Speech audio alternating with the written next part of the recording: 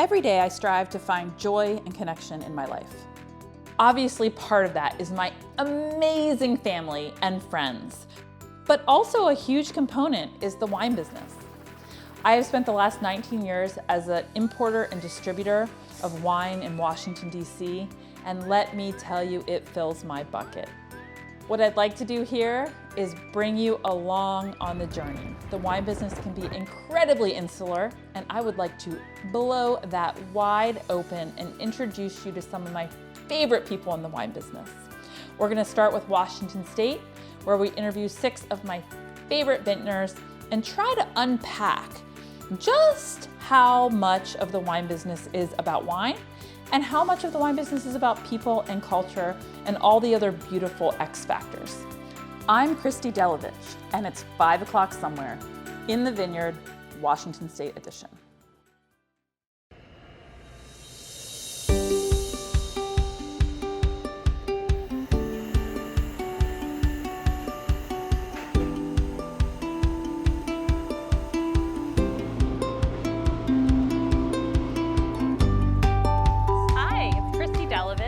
It's 5 o'clock somewhere in the Vineyard, Washington State edition. So exciting, it's my first time out of the house and somewhere. I'm here today in Woodinville at an amazing winery called Novelty Hill and Janik.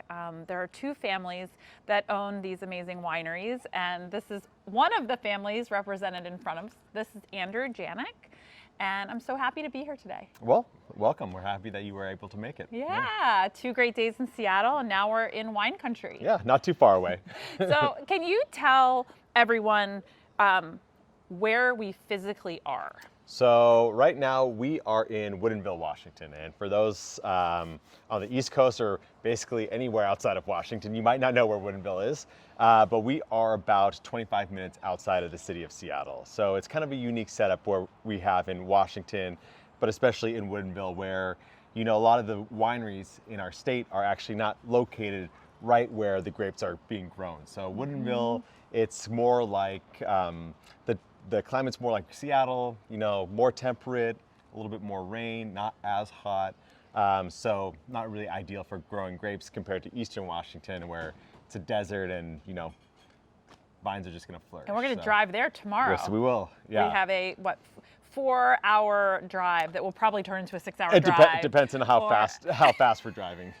So in terms of that context, we are 4 hours-ish from Walla Walla from here, correct? Yeah, from Walla Walla you can get there about 4 hours, but the thing about the Columbia Valley is that it is really massive. Yeah. So, you know, the closest vineyards that we use are more like 2.5 hours. Okay. Walla Walla is gonna be more like 4.5, but for me to actually go and sample and, you know, check out all the vineyards that we're using, I mean, that's more like an 18 to 20 hour trip for me, because you are just zigzagging all over the place. That's amazing. Yeah. So talk to us a little bit, if you don't mind walking us around your beautiful property here. Talk to us a little bit about the relationship between Novelty Hill and Janik. So also unique in the sense that we are actually 2 different wineries, but we are so interconnected that people oftentimes think that it is the same winery or the same ownership, which is an easy mistake to make because of, you know, we have the same facility, we do all the winemaking together, but so my family owns Janik, and we started Janik in 1999, and that was after my parents had been in the industry already for about 15 years. My dad was the head winemaker at Chateau Ste. Michelle for basically the whole decade of the 90s. And then they decided, Mike Janik, and then very famous. Yes, an amazing winemaker. Yeah. And then they just don't they call him like the King of Merlot? Didn't he actually have that actual title? Yeah. So he was named one of the Masters of Merlot. And it was, I don't know, I think it was only 6 or 8 people around the world, something like that. It's so that really big deal. Yeah. And especially Merlot, it's one of the really important varieties for the state of Washington. And, you know, obviously Merlot's had its up and down in the consumer's eyes over the years, but Washington has been making amazing Merlots and for Merlot's decades delicious. And decades. It's incredible. So they started Janik in '99, and then after that first vintage, he met a man named Tom Alberg Okay. at a Christmas party. Okay. And Literally a Christmas it party. was literally at a Christmas party. So this is a couple months after harvest, and they got talking, and Tom's family had purchased a piece of land in eastern Washington in the 60s Okay. over on the Royal Slope by Royal City in Sure. eastern Washington. And they never used it a ton. They had some cherry trees planted, but you know, they just didn't, they weren't fully sure what to use to plant there. They always kind of had considered getting some wine grapes. And a few weeks later, my dad and Tom went over, and it looked like a good place to plant. So your dad is also a really good salesperson.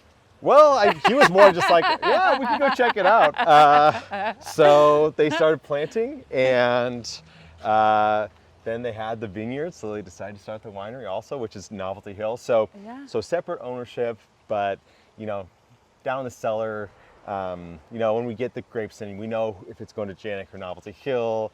But you do see stylistic similarities because it's the same winemaking team, and Yeah. the big difference really coming in where the fruit's actually sourced from. So Novelty Hill's main vineyard. Is Stillwater Creek. So that's, you know, the big difference between the two, where Janik is sourcing from all over the state. You know, and that was the reason for starting in the first place in '99, was that my father had built all these amazing relationships with what we consider really to be the best growers in the state, and to make small batch, limited production wines with only utilizing those, you know, really high-end vineyards. And so that's all of Janik's are sourced from, you know, vineyards that we do not own, but, you know, Novelty Hill does get some of that also. And, you know, we're lucky because, you know, we're working with tons of amazing new vineyards that have been planted more recently Sure. in Washington, but we're also getting fruit that, you know, vines planted over 40 years ago. So Yeah. we got this great mix, and yeah, you know, and then I think that it's fun to, you know, see that connective tissue between the wines of the two wineries, but also Sure. see how they do really have, you know, a lot of different aspects to what you're tasting. That's amazing. So what is your role here? Well, it's a family business, so whatever's Everything? necessary. No, but really most of my time over the years has been in production, you know. Okay. So That's your passion? and it's I mean, in my opinion, it's the most fun part of the industry. But you know, everybody Yeah. has their different things. But I just love, and it was even, you know, I started working in wineries when I was, you know, 12 or 13, and started making a little bit of wine of my own when I was in high school, which, Are you serious? yeah, looking back on it, might not actually So what was technically your be legal. what but, was your first what was your first like okay, year of your first finished wine, and how old were you? The first vintage must have been, it must have been 04, and how old were I you? was 17 years old. And what was it? So, okay, I'm not going to take full credit for the rosé trend, but this was 2004, High five. and it was a rosé out of What did you? Syrah, 100% Syrah. 100% Syrah, and it was just, awesome. it was like, you know, it was probably 10 cases. And how what was the color? Was it more salmon colored or more of that like? So I actually still have one bottle left. I had 2 bottles left that my parents found in their garage, and we opened up one. I mean, this is Yeah. 16 years Yeah. after it was made. Sure. It hasn't aged beautifully. It has not. Wow. So this the second one that we have. I think I might be it might be one for show, but It was bone dry though. Yes. And color. Okay, sorry. Yeah, Your color. and it was no, you know, Syrah, especially in Washington, Syrah so quickly when you press it, Yeah. gets color. Yeah. So it was a little bit richer, Yeah. darker. It was not pinkish. Provençal. No, it was not.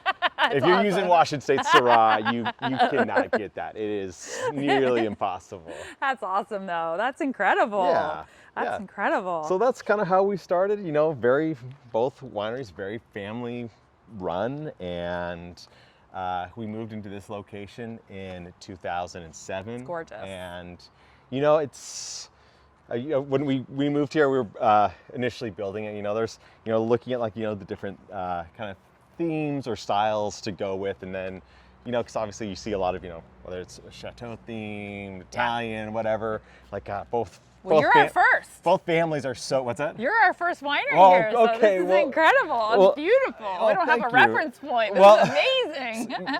Yeah, no, it's an incredible facility, and really both families are just so Northwest that we're like, okay, well, it would be kind of insincere of us to go any other direction. So we go for, very, you see a lot of exposed wood and the concrete that's kind of the mixture of the warmth of the wood, but also that gray, which if there's anything that, indicates Seattle or Washington, it's, that beautiful wood, but also the grayness that you see, not today, but. So it was incredible. I've heard, every other time I've been to Seattle, it's been more of an in and out. And this was like, I actually got to hang, and not only hang, but hang with locals who were showing me around. And I was like, when is it gonna as an East Coaster, when is the sun gonna come out? And they were perfectly pretty days. It was like in the 60s, but it never happened. Only for a hot minute at the end of the day. And I now know what he's talking about with that gray. It really is an interesting thing. It makes me kind of sleepy. I know, it's, and usually you got a little bit of balance, because usually in August, July, August, September, it's usually pretty reliably sunny. Yeah. And then it's the rest of the year that you have to worry about gray, but you do get those days in the summer even where it's it's nice, but it's just, you just don't get it the same You way. think you're gonna maybe get it, and then you don't. So one last question while we're outside. Since we're outside, let's talk about the weather. When I was looking at the Weather Channel, I was like, okay, so when you're near Seattle, it's kind of cool. And then as we're gonna head up to Walla Walla, there's a good 12-degree difference every day. So is that consistent? It's the biggest, it's not even necessarily a certain degree difference. The difference is how drastic the weather is. Where Eastern Washington, you get in the summer and early into the fall, you get this really, really big stretch of warmth. Sure. And Eastern Washington, Walla Walla. Yeah, Walla Walla, and basically everything east of the Cascade Mountains, which is causing the rain shadow, and really is what's influencing the climate over there. And then in the winter, you get pretty extreme cold. And that's kind of something that's, in a lot of ways different about Washington compared to a lot of the places where grapes are grown in the world, is that we do get such extremely cold winters. That's actually a really nice positive for us. It helps, with different diseases in the vines, things like phylloxera. Basically, the whole state is planted on its own rootstock because we have not had problems with phylloxera over the decades. I didn't know that. Yeah, there's very few. They're doing some research on grafted planting, but yeah, for basically everything is on its own rootstock. But you also here on this side of the state in Seattle, Woodinville. Yeah. It's, usually our days, even in the summer, usually you don't get over mid 80s, where it's started to cool down there a little bit in Eastern Washington, but you're getting into, high 90s most days. It's a totally different climate. Yeah, but you also, even in the summer, we're getting a little bit further in the season, so, closer to harvesting time, but last night though, it got down to 40 in the Royal City area. I know that Yakima got down into the 30s. So you got these huge diurnal swings, which those are a little bit bigger than we want. It's a little too early to be worrying about freezes, but you do get, even though with the warmth, with those big swings, you get, the vines tend to shut down at night, and we get nice acid. Acidity. Well, thank you so much. I'm excited to check out the cellar. Yeah, of course. Yeah. And have lunch. Yeah, let's do it.